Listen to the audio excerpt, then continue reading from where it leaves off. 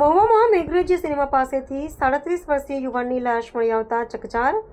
ભાવનગર જિલ્લાના મહુવા શહેરમાં આવેલ જાણીતા મેઘરાજ સિનેમા પાસે આજે એક યુવાનનો મૃતદેહ મળી આવતા સમગ્ર પંથકમાં રેલાટી વ્યાપી ગઈ છે। પ્રાથમિક વિગતો મુજબ મૃતકની ઓળખ અજયભાઈ નારણભાઈ સોલંકી તરીકે થઈ છે।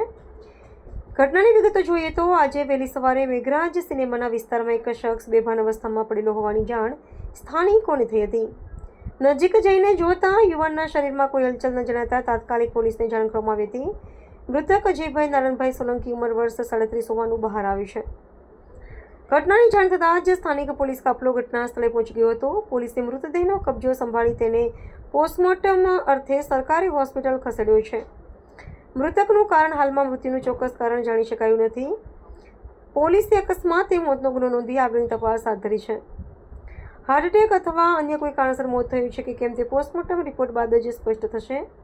પરજુવાન યુવાન પુત્રના મોતના સમાચાર મળતા જ સોલંકી પરિવારમાં શોકનું મોજું ફરી વળ્યું છે।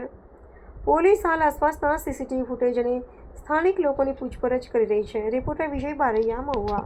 નમસ્તે મિત્રો, હું છું ચાંદની પરમાર।